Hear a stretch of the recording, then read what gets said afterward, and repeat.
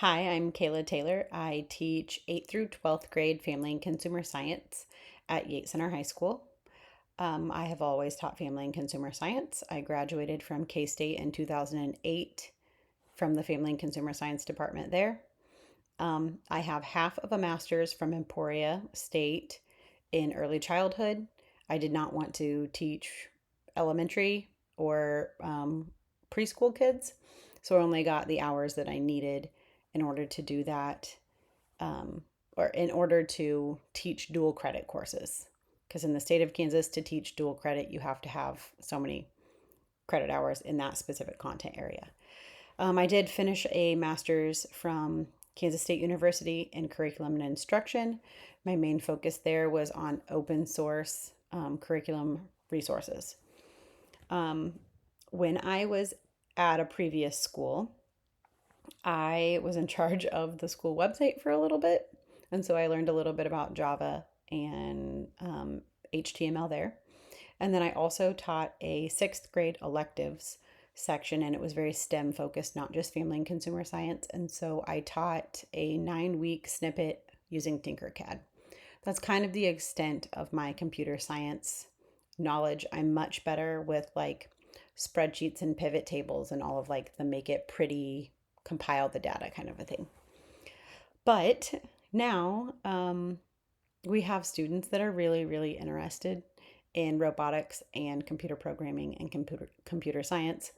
And I'm the career and tech ed coordinator, so I had looked into some of these courses and what I needed to do, and then this popped up, and so that was very interesting. I actually learned about this set of courses through a conference that I went to for career and technical education. I've learned a lot. I'm very much enjoying it. So I don't have a great working knowledge of computer science, but I do have an extensive background in teaching lots of different learners.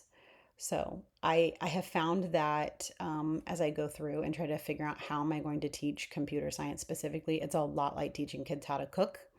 You have to be very specific in your words, and there's a lot of lingo and jargon. And I assume that if I say you need to make it in the muffin method way, that kids will just know it. Sometimes I have to dial that back. And so I kind of am taking that approach to how I'm going to teach computer science.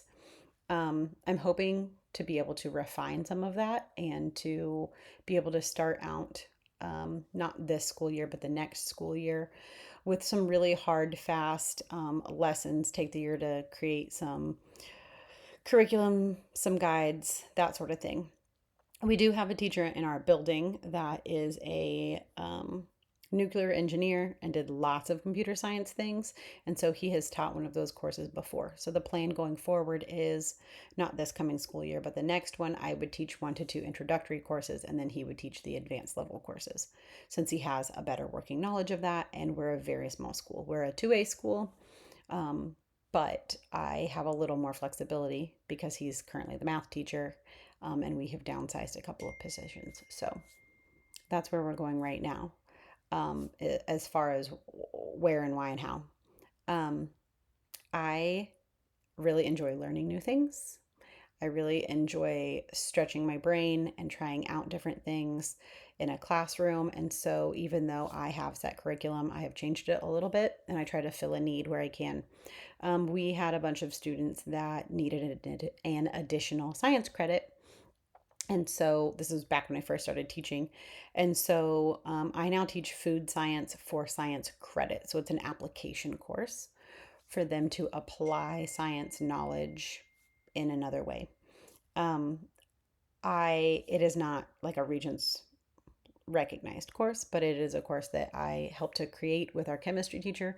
So I really like blending learning and applying what you're learning to other areas of your life. And so I hope I can do some of that with these computer science courses and teaching it with our high school kids to make them more marketable and more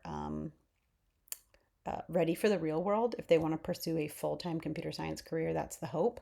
But we're a very rural area, and so our students are going to need some of that working knowledge as they go forward in just about any career that they're going to take on. So that's kind of my gist is career prep for students in the future. So I'm excited to learn a little bit more.